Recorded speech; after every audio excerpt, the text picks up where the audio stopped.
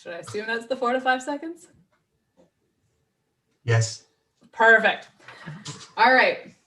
Hey, everybody. This is Andrea, Benton, and Alvaro de Almeida from the Born to Play Futsal TV show, and welcome to the Barn Burner Network on Zingo TV, channel 251. Please remember to download both the Barn Burner and Zingo TV apps from their respective app stores for both iOS and Android devices, not devices, I don't know what that is. As you download the app, we would love it if you rated the app and left a comment. Both of the apps are free.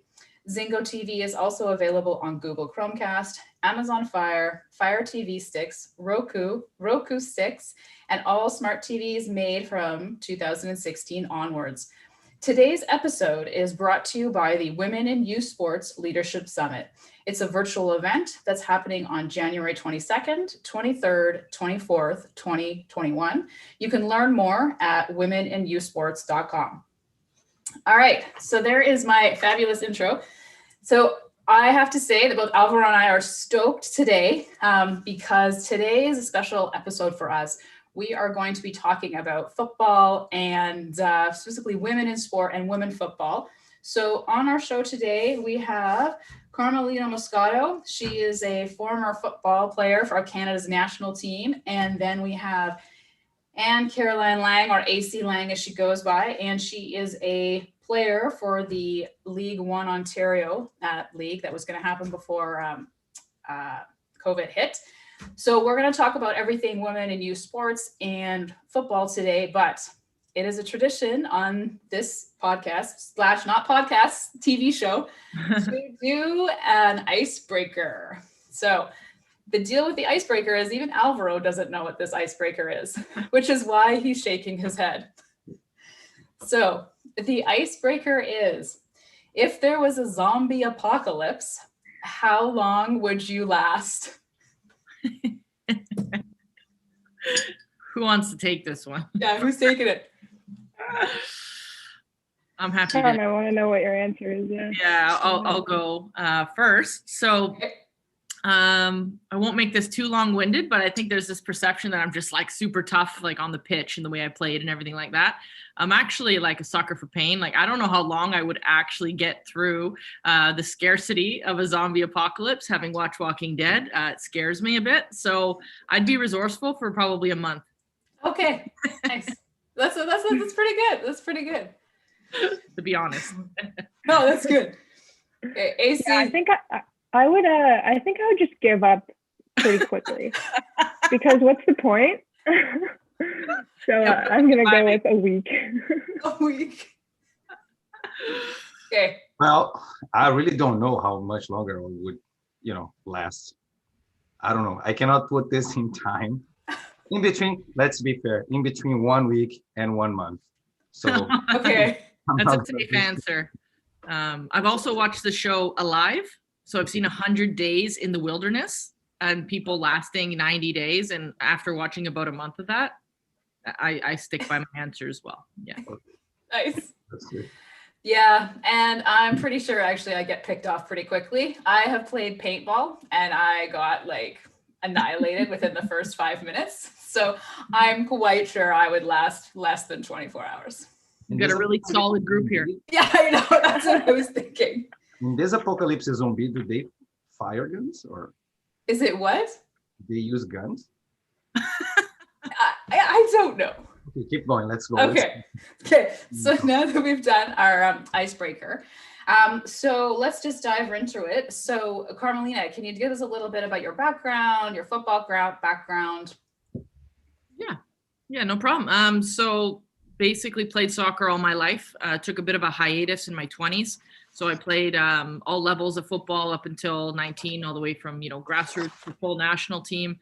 By the time I was 19, released from the program. So had about a 5-year stint where finished college, played a little bit of semi-pro football, but then really quickly went into coaching. Mid-20s, made a comeback. My body was still ready to go.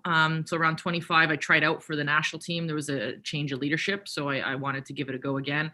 And that added 7 years to my career. That little risk, I guess, to quit my job and try for that again. So coached at the NCAA Division I level for 2 schools, Louisville, Wisconsin, youth national team coach, 3 World Cups, Olympic bronze, UEFA A coach now, and navigating my way in this landscape and trying to figure out, where the right seats are to dive into all the topics we will today to move the needle.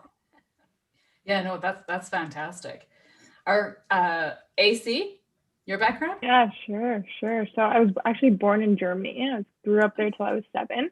We moved to Canada when I was 7, obviously. Then played in Scarborough and Toronto, grassroots as well until age 15. And then we moved back to Germany. So a bit of a transatlantic traveler. And there I actually had the opportunity to play in the German system, played in 1 year of youth soccer there with the Frankfurt team, and then actually got promoted to the women's side, which was really exciting at age 16, played there for 2 years. But then we came back again to Canada, and I had actually quit soccer for just to focus on school.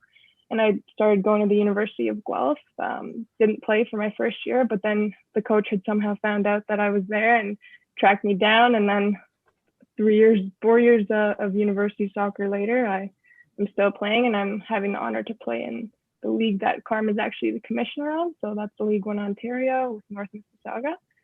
And yeah, so back and forth, Germany, Canada, a lot of different places in between, but still playing now. So grateful for that. Yeah, that's awesome. Alvaro. Well, I need to ask this question. Both of you told you played soccer all your life. What sort of soccer? We are tracking here all the players that we are interviewing and ask them, how was their formation? So were you always practicing in a soccer club with the coach telling you what to do? Or you had free time, you play at school? What sort of soccer do you play? And when I say sort of soccer, I'm saying small-sided games, futsal, beach soccer, street soccer. How was your formation as a player when you were young? Boys, you can go AC. Oh, sure. So yeah, I guess I joined a club in Germany, like age 4 or 5. Then when we moved here, also a club, but I played with my brothers in the backyard. So I don't know if you're counting backyard soccer as a part of the journey there. I think it was pretty formative. And then there's also school soccer in Canada, right? So I definitely played on the school teams when I was here. And then obviously in my university career was also part of a school soccer team. Mm-hmm. Yeah, I mean, interestingly enough, soccer here. I get your question, Alvaro, because I think it's across the world, it's different how we develop players. It's organized football here. So since the age of 4, signed up for Dixie Soccer Club, running around like little bumblebees and having a good time. And then when you think about all the extras, I think where I had organized soccer, I had the street hockey and the street football, like American football, and playing baseball, learning, hand-eye coordination, like a very alive and well childhood. So I think a lot of my physical literacy came from stuff I didn't think about, hopping fences and whatever. So I did all that. And I would say my second love is basketball, like for sure. Had I been better at that sport, I might have even pursued dual athlete status in college or university. So I would say basketball was a great complement. And I played that in high school, again, not at a high level or anything, but I really enjoyed it. And I would say throughout my time, I see the value in street soccer, just picking up a ball and playing, and, pickup was a big part of my college experience, believe it or not, in the off season, because we had so many rules, things we couldn't do. We would just be like, you just want to go play 2v2, like just keep it simple. So I would say that was a big part of my enjoyment and probably continuation of the sport as well, just being able to pick it up and go. Yeah, Okay, go ahead. Sorry, please. My second sport was hockey, ice hockey. Oh, So I played ice hockey till like 17 at a competitive level. Very cool. That's nice. Which for me, I still trying to understand hockey. I'm sorry about that. I'm unaided in this hockey. We don't have, especially ice hockey in Brazil. We don't. Fair. But coming back to that question, I'm asking that because, as you said, Moscato, yes, it's different. Every place is different. There's no right or wrong. That's not the case here. I'm just trying to understand how we are creating our top players in Canada, in US, in Brazil, in Spain, or in England, whatever. What is in common between them? And up to this point, all the coaches or players that we were talking with, the free time that play in the backyard is coming in those answers. Yes, multi-sport is coming, but playing in a free time, kicking the ball with the friends, it's coming. And the nice thing is, I was watching late, I know, The Last Dance, Michael Jordan, and when he was getting ready to come back, he was practicing and he was playing pickup games every night, according to the show. So to get ready for that second part of his career, which is amazing. See that an adult guy is playing pickup games free time with his friends to get better. I'm gonna let you guys take this from now. I'm gonna step back. Girls, come on. Thank you. AC, would you like to go or I can go? It doesn't matter.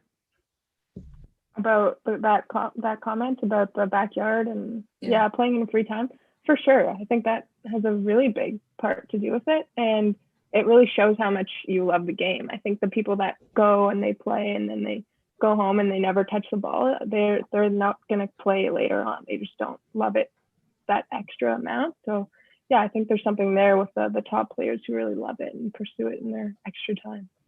Yeah, I fully agree with that. And, I'm just reading Megan Rapinoe's book. I'm getting probably about halfway there now. And she had a full section dedicated to her time with her twin Rachel. They're dear friends of mine. And it was great to read how they grew up. And it was a big part of her success, just having that, she called her twin, having that equivalent person who they were of the same skill almost to a point, but they had the same desire to play till there was nothing left in the tank, and that kind of childhood, those stories, they go such a long way. And even when you talk to coaches at the highest level, like Bielsa, a lot of what he talks about is structure ruins creativity. Framework is different.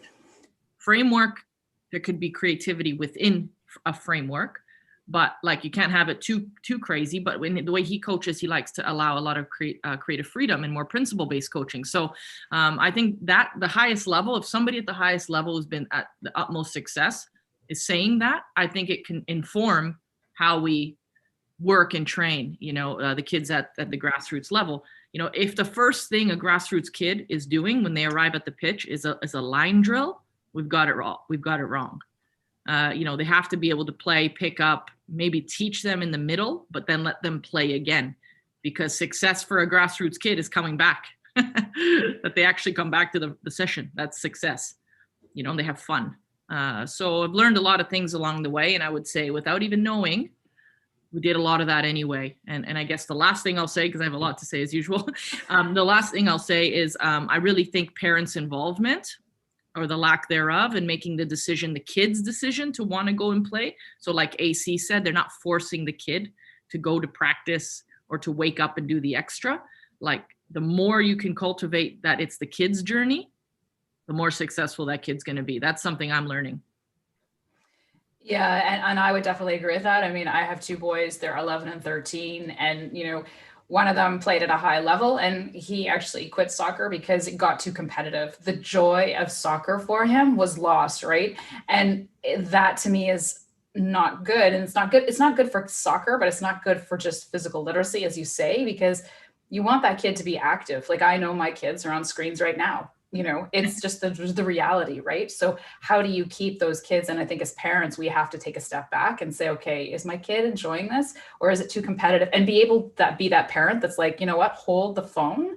I need to reassess. Am I wanting this for my kid, or does my kid want this?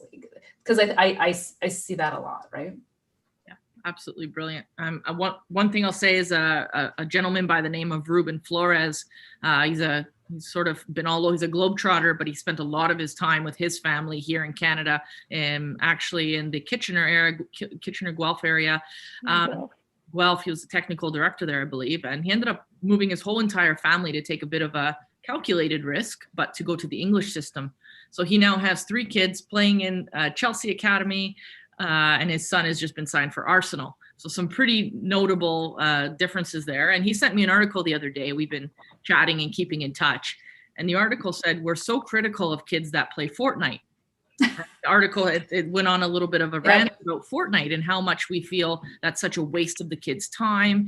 But he's like, what can that teach us and inform us with coaching if we're not moving and adapting? So what do the kids love about that? First of all, they're chatting with their friends. Yes. That's number one. So it's social. We have to acknowledge the social part. The second part is that they're solving problems together. So By themselves. What's that? By themselves. Yeah. You don't need an adult to say where to go, what to do, why, and when, and why, and whatever. Yeah. So what can we learn from that? Well, generations change, and this generation wants to be hands-on, and they want to be part of the solution. So that can really help coaches who have been coaching for 30, 40 years to learn and adapt and say, what does the actual kid in front of me or player in front of me need? Yeah, I would definitely agree with that. And I think that also comes back to the creativity aspect of it. You don't want, as you mentioned, you don't want kids learning a system. Part of why Brazilians have so many amazing players, right, is because they have creativity. The creativity is there, right? They're allowed. They don't have to formalize. They don't have to play a certain way. And I think we sometimes, as parents, we limit that. Like, oh no, you got to do all these drills. Yeah, but what if the kid's not kicking the ball correctly? Does it really make a difference? If they're shooting and they're having fun, the technical stuff will come. Let them develop, right? Mm-hmm. Yeah. So actually on that, so where do you see just sort of women playing soccer? And just you guys are both women, obviously, how did football sort of shape who you are, and just where do you think women football is going? Because it's growing exponentially, right? Sure. So I think for me personally, it had obviously a really big effect. I'm still really involved in the game and in lots of different positions, coaching, playing, admin, that kind of thing. And it really gave me confidence both on and off the field to do what I wanted to do and to do what I was dreaming of.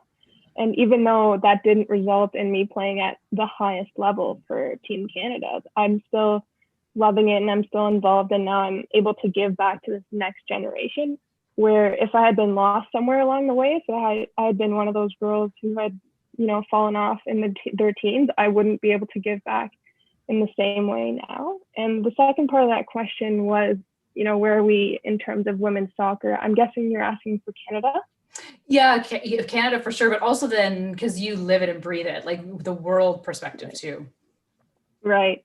So I like to start with the positives. I think overall, we're probably at the best point we've been for women's sports, right? And that's a good thing because we've certainly made a lot of progress, but we're not quite there where we want to be, right? So I think in terms of positives in Canada, thousands of girls play soccer, right? It's the number one sport for participation for girls.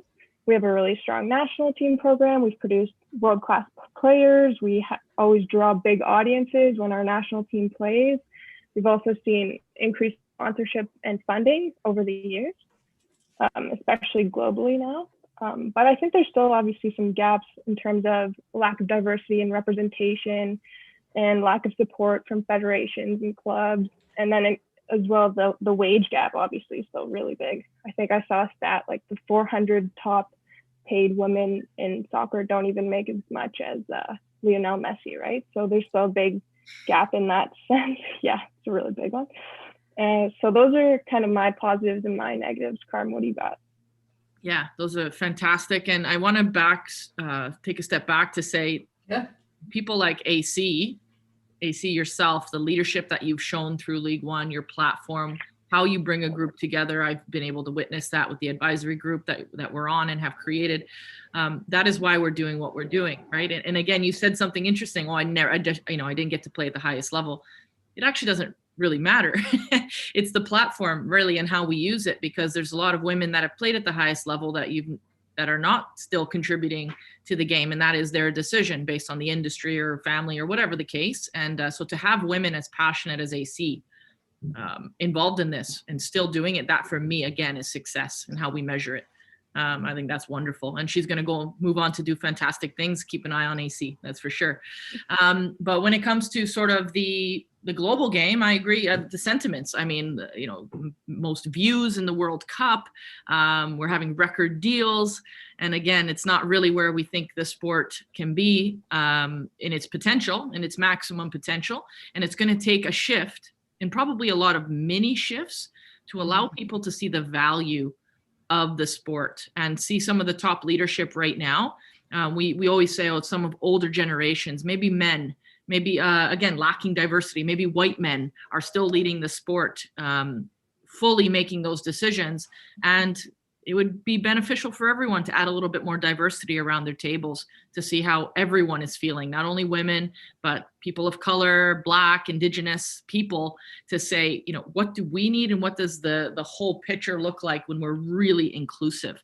I don't even think we're close to that, but we can dream. And I think the little shifts that we can make in our own platforms, like League One, these are things we openly talk about. And if it can happen in our league, then it could likely happen at the next level and the next level as we grow leaders through this platform. So just keep talking about it. I think that's the way to shift. Yeah, I would definitely agree with that. And being open and having these types of conversations, maybe they make you uncomfortable as a leader, but I don't think there's anything wrong with that. You know what? We are in 2020. If there's ever a time to grow, during COVID times, it's now, get uncomfortable with this uncomfortableness, because the new normal is going to look different. We're never going to go back to the way it was. So yeah, I think that's great. Yeah, that's fantastic. Alvaro? So what should be the next steps to have more opportunities and to see more growth in women in sports in general? As a player, as a coach, as a manager, any position, but what would be the next steps for us to see this flourish down the road? Next step, I mean, like Carm said, I think it's going to be a bunch of steps at it, and it's not just going to be one. But I think what Carm was saying about talking about it openly and acknowledging that there's a lack of diversity, and especially those leadership positions, bringing the women in and having conversations and listening to them, really listening to the barriers that exist, because we sometimes see a reaction of defensiveness when this issue arises. And we're not trying to blame anyone. Like, everyone's just part of the system that we've created here. And if we can just let go of a little bit of that defensiveness and approach it in an open manner that is solutions focused, I think that would be a really positive first step. Yeah, that's brilliantly said. It's wise as well. And that's what I've encountered, right? A lot of sort of, aren't we doing enough? Or what do you mean what I've done is not good enough? And, it's the ego, right? That is ignited sometimes in these situations. But when I look at the barriers, like we said, I think these solutions require targeted strategies. You can't have blanket strategies for increasing women's, roles and in participation numbers. You can't. So, for example, we have the Elevate campaign that AC put together with the group, which is saying, okay, the amount of calls I've received for the lack of B licensed coaches in this province and country is astounding, because there's actually quotas and certain staff that require these coaches, but they're not there and they don't exist. So we targeted our strategy. We said, well, hold on a minute. We have 1 million amazing women in this league that, given the right opportunity, maybe with reduced barriers, cost in this case, we can get them their C license, which is the entry level. And then we can help foster them, get them hours on the grass when we return from COVID, get them hours on the grass. So that might spark an interest in the children's license, in the youth license, in the B, if they want to coach senior game. So get them in the door, right? Maybe all women's courses, being open to these unique and different opportunities. I've heard it all, why? No, we should never do all women's, because that's not reality. They'll be coaching with men. So they have to learn how to do that. Well, hold on a minute. Like, get them in the door first in a safe environment where they can be, grow and understand what this is all about. And then they'll be integrated, right? So it's people open to unique solutions for unique problems. I think that's really what it's going to take. And I guess the last thing I'll say is do this on the grassroots level with all the licensing we have in this country. I think it should be part and parcel of our requirements. And then at the very top end, give them something to dream about. you have to have the sandwich. You can't just have all this mentorship at the bottom, which I'm going to start to call it femtorship, because, you know, it's a male word. And it's a very interesting, I did the root of that word, mentorship. It's very interesting. So there should be that at the bottom. And then at the top, you have to create the dream, which we're sort of lacking as well. So it's a sandwich solution to a very complicated problem. Yeah, so that's super interesting. So Alvaro, I'm jumping in. Alvaro and I have backgrounds in community soccer clubs. And it's interesting because, so I was always the team manager. The coaches were 95% of the time men. Granted, okay, I play for a boys club. It's because my kids are boys. But it's interesting because you talk about grassroots, but then how do you, women, so I don't know how to explain this, but how do you get women more interested in coaching? Because we might not know about soccer, or we're more comfortable doing the administrative roles, right? Because it's not our shtick. And I'm not saying that's right or wrong. It's just, so how do you, from a grassroots perspective, how do you get more women, or how do you get more moms, for example, like me, involved in coaching? Because it's kind of scary. I mean, I've learned everything I know about futsal through Alvaro, but if it wasn't for him, I'd be like, I don't know what I'm doing, because you're not exposed to it. Yeah, it's a good question. And in terms of the community and grassroots approach, we always ask women way too late to coach, because they've had their children, they're super busy, they're super stressed, they're always running around, and they're never really in a point where they feel comfortable to take a breath and maybe tackle this new thing that would be challenging for anyone, right?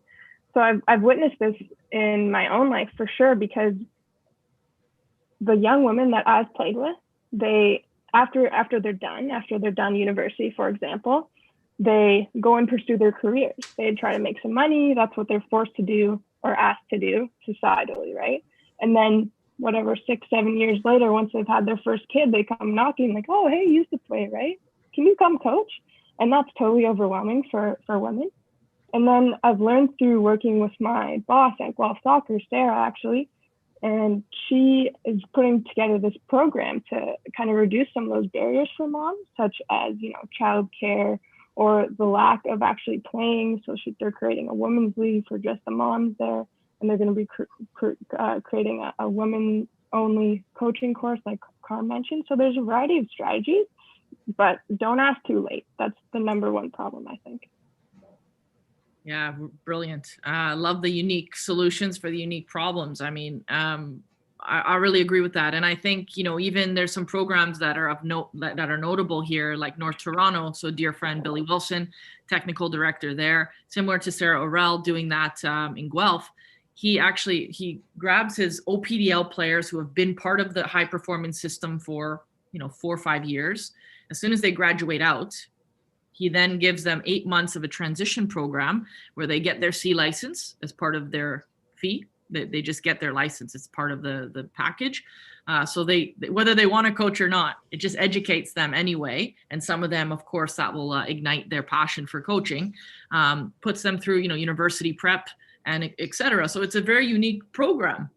And it catches them young, like AC is stating there. And I think that is really important. The first time, you know, I put down cones for my brother at 15 years old, just helping him out.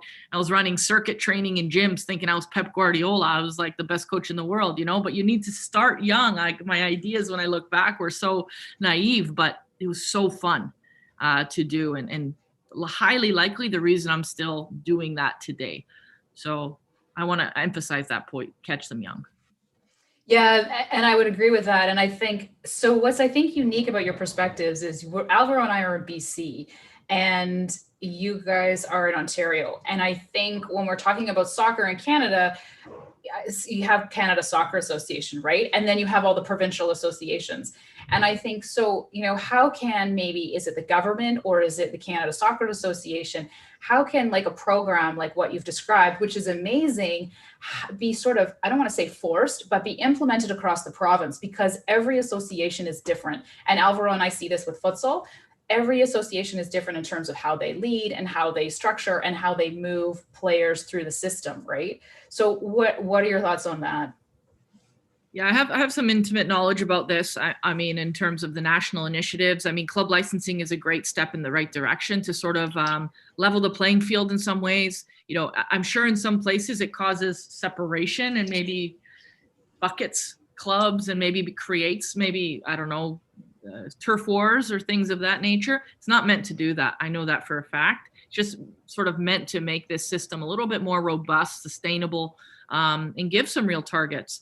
And I think what I've learned, I'll speak from my own experience in the past year and a half, is that the examples that AC has shared, like Guelph, these pilot programs that, you know, done well can become best practice. And we're encouraged to lead from the grassroots up. You know, Canada Soccer has a, you know, very small staff when it comes to technical development. I'm talking, you know, 5% of what, you know, English FA could have, right? So there's this real sense of community and group effort and leading from the ground up and leveling up almost, you know. So the coaching programs with League One, I hope that becomes something that all leagues do.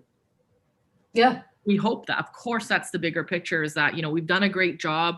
We have now 4 women, hypothetically, that have moved on to get their other licenses and progressed. Wow, that's a successful model. Yeah, for sure. What we can do is continue to imagine ways to increase participation.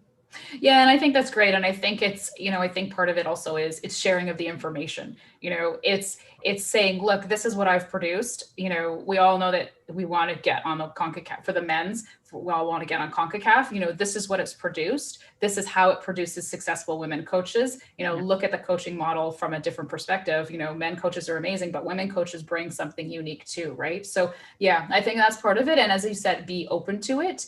You know, it's because I think, yeah, and I agree, get them at a younger age, right? Because I would have never, I mean, my background is not soccer, but I would never have thought to coach, because I always thought I would have thought, oh, I just want to be a team manager. And that's fair. It's visibility, like you said, you know, like that. It's normal, actually. Yeah. I would agree. I hear you. Yeah, and I would echo as well what you said about sharing information. There's actually tons of people doing amazing stuff. We just don't know about it. And that's probably one of the bigger issues that we're facing as a country, that we need to start sharing this information more widely. And that's where someone like Canada Soccer maybe could step in and facilitate some of that conversation. But I'm also respectful of the fact that they have a limited capacity as well. So I think the sharing of the information, like you said, there's tons of people doing amazing things. Let's all start talking. Yeah, I think that's great. Alvaro, you've kind of been quiet during the conversation. I'm quiet today. I'm trying to. If I ask to pivot a little bit to the professional side, stopping a little bit the grassroots, where we have a lot of things to deal with, and women in sports. And when we compare now, we have here in Canada the CPL for men. That's the highest level. Let's forget a little bit MLS. Think only in CPL because only Canadian teams are playing. When do you think we're going to have something similar for women when CPL is going to, you know, host women's side? And where does League One fit in this scenario, professional scenario in Canada? What's the highest level in Canada at this point for women's? Yeah, great question. So League One has about 80% of our players are in university and college. That's a fact.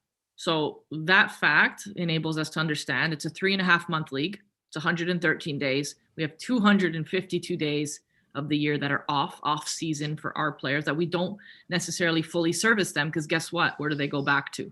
University and college. So we serve a purpose for a large majority of that demographic, that age demographic. Where the problems begin are the fact that we have 22, graduates, university and college graduates that still want to play. And they only get 3.5 months to do so. So they're not going to give up anything else.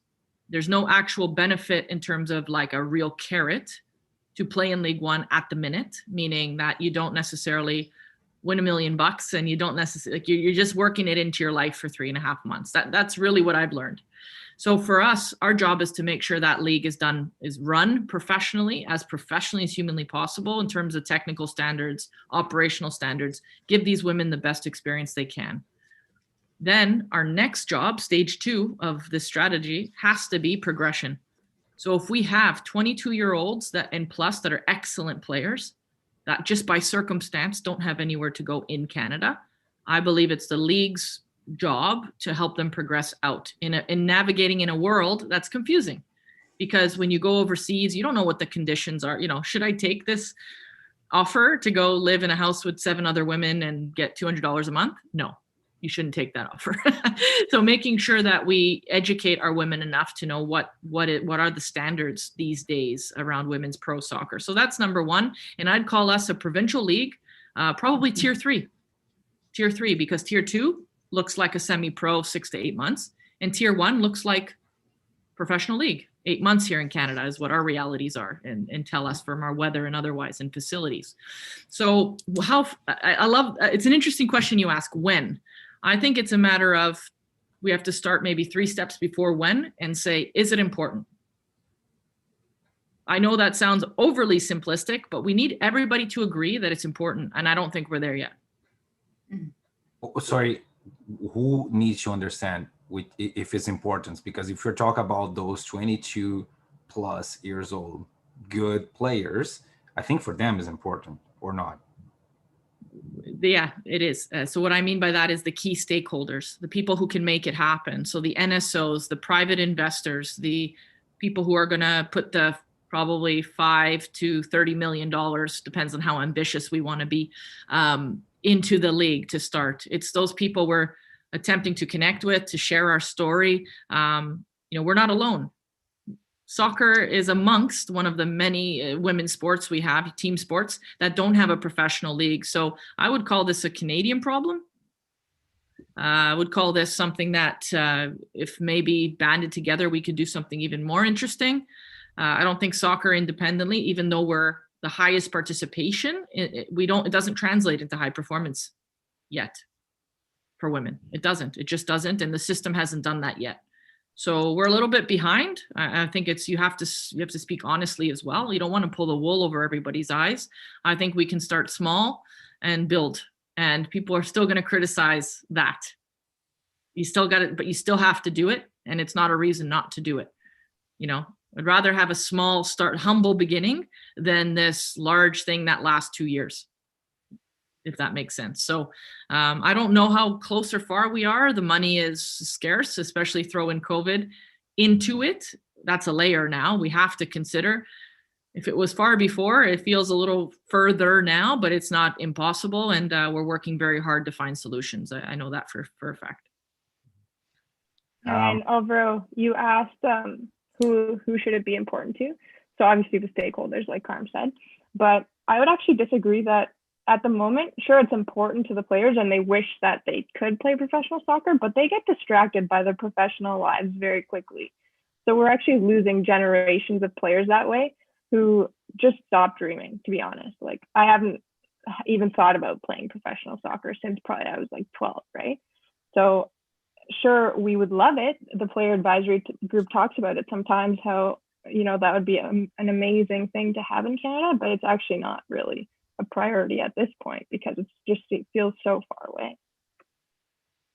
Maybe because, correct me if I'm wrong, moving to Canada, well, the level that I used to work in Brazil, just to give it a little bit of the context, I was working at a high level futsal and soccer down there.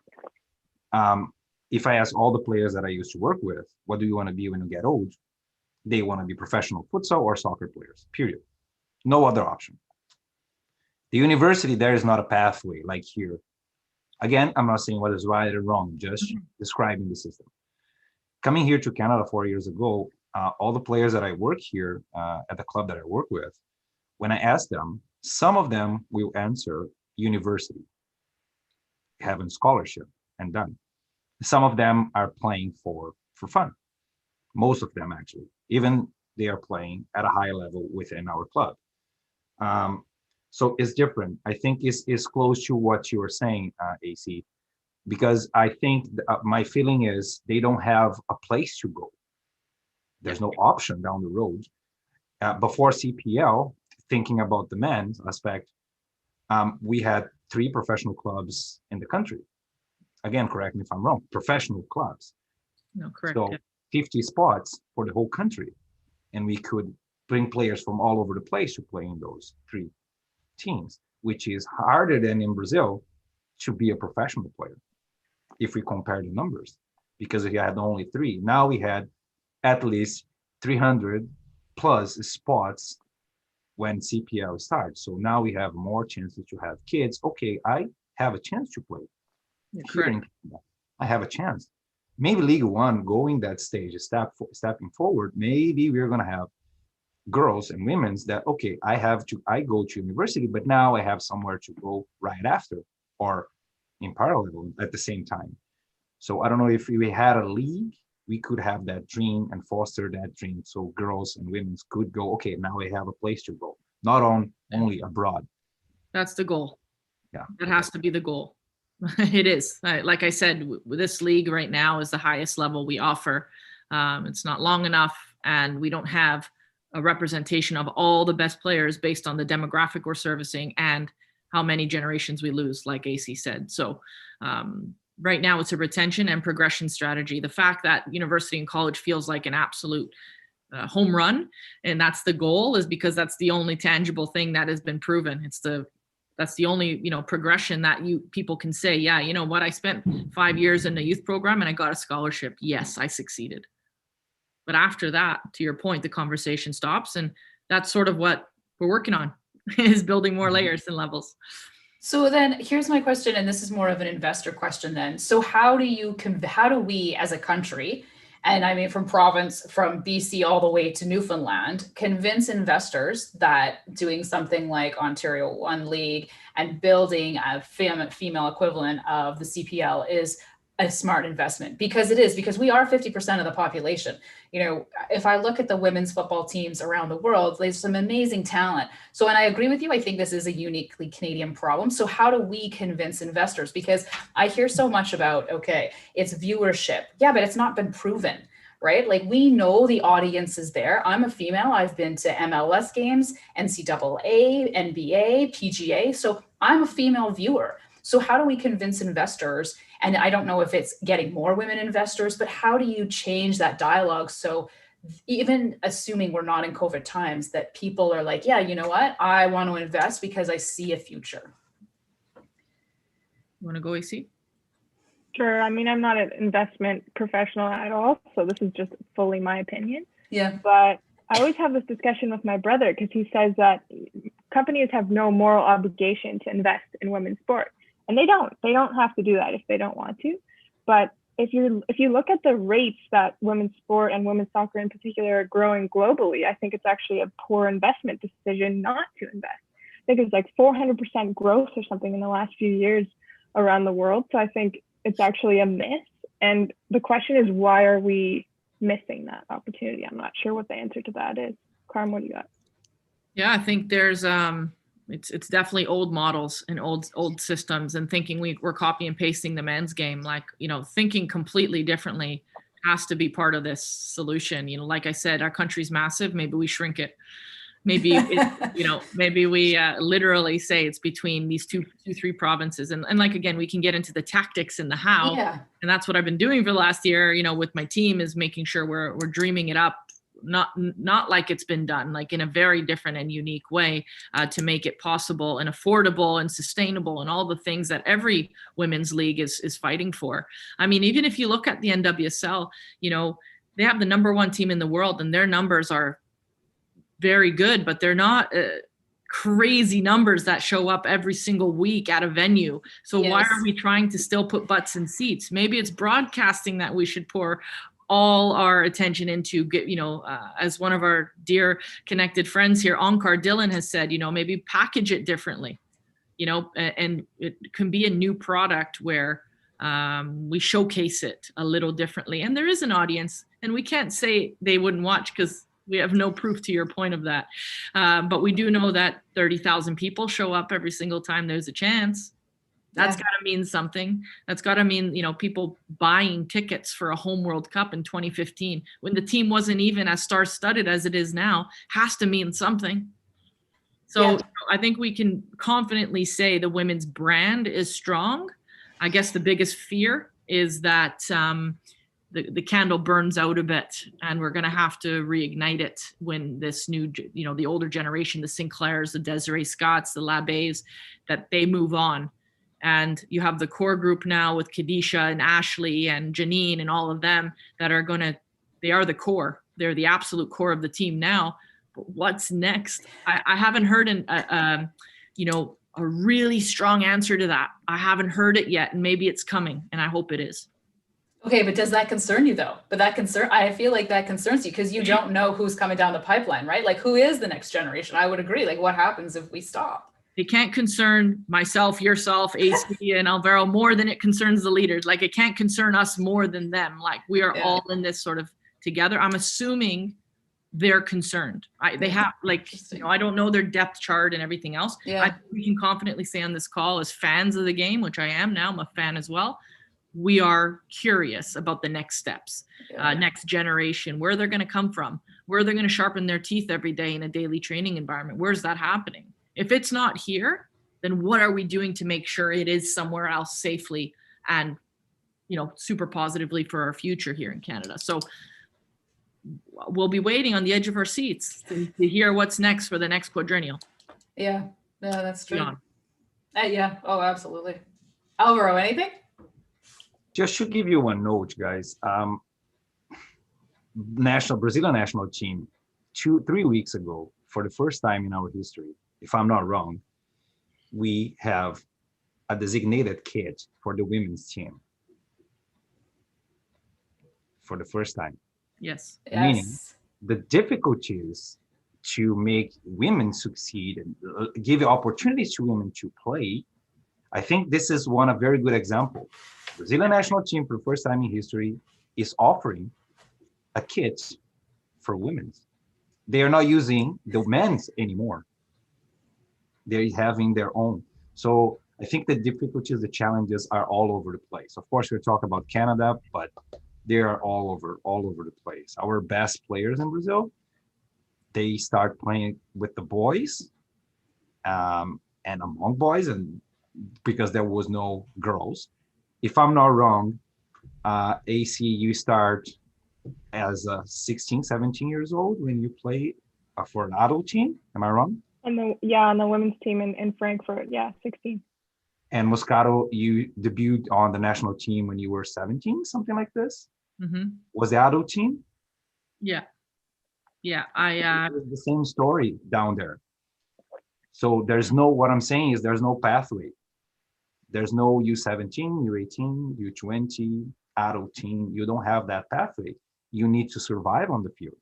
That's wrong, but that's the reality. So I think that fight that we are talking here to giving opportunity for women in sports, and not only sports represents life, in my opinion. So giving those opportunities to women, and it's all over the globe, because those 400% of increasement in sports and soccer in the world, where is this? In Europe, in French league, in FA league? Is this happening in Asia, Africa, South America?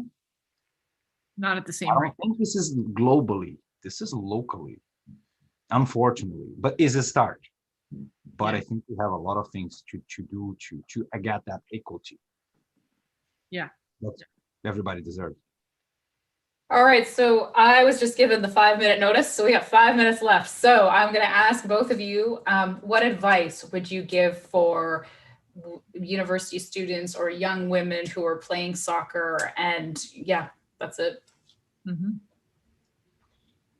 Yeah, I would say that you belong there. Don't leave. Stay there. And as well, demand what you deserve. Point out when there are inequities. Speak to the leaders that are currently in charge, and make sure that your voice is heard. That would be my advice. Yeah, I have to echo that. Stay in sport for as long as it makes sense for your life. But I know it's easy probably to leave the sport and choose the more secure option. So I would say a few things now, like, start young. This is more for the leaders around these young girls.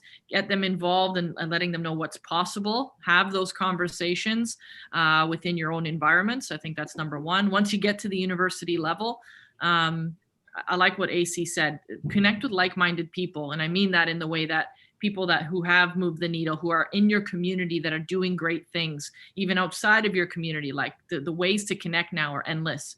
So the amount of people that reach out to me just because I have been put as a figure for women's football in the last year is astounding. I mean, just people wanting to talk about the game. What should I do? Where's my next path? There's a lot there. And I would say the opportunities are only as great as you create them to be. So create your own thing. Don't wait for others to make your dreams possible. So stay in it, create your own reality. Yeah, that's fantastic. And then, okay, since we did talk about grassroots, what would you say to moms, like someone like me who, I've sat on the sidelines, I've been a team manager, what would you say to me if, how to encourage me to get into youth coaching? Because I do agree, like, more women that our cost barriers are broken down, like through the Elevate campaign, it does make a difference. So I would say to the mothers that are out there anyways with their sons and daughters and watching on putting all their time into their kids. Yeah. I would say connect with your technical directors, connect with people that can, express your interest in coaching, because sometimes it's the other way around. You need a tap on the shoulder to be like, oh, maybe that is me. Maybe I could do that. So if you even have a curiosity about it, I think connect with your technical leaders in your community, your GMs like Sarah Orell, people who can make these things happen, and tell them what you need. Because tell them what you need to be successful. It might be childcare. It might be suggesting that the field times are slightly adjusted so you can get there. Basically you can have your back-to-back training session so you can run a few around you. Yeah. But if you don't express it, they won't know. Yeah, I think that's great. Yeah. AC, you must have something. I would tell mothers that you definitely have the ability to be a leader. I don't know if you've lost it along the way, but it's definitely in you. And to just recognize the fact that if you do get into coaching, so many ripple effects will happen because you are there. So it's really important. That's what I would say. Yeah, that's awesome. All right. So on that note, I just got the 1 minute warning. So I'm going to wrap it up. I have my closing to do, which I still haven't mastered. But I did want to say from both Alvaro and I, thank you so much for talking to us today. This was an amazing conversation about women in football, and there's just so many opportunities out there for us. And I think, for me, the highlight is just got to go for it. What? You can't wait. And I have to plug futsal. Alvaro and I see the same thing. When it comes to futsal and football, you just got to go for it. So thank you both. All right. And here's my final close. The Barn Burner Show. This show can be heard on the Barn Burner Radio Network on its 122 platforms. Please check out barnburner.ca for all the news and programming. Barn Burner. Watch it, hear it, read it, download it, and live it. And thank you very much again, you guys. This was phenomenal.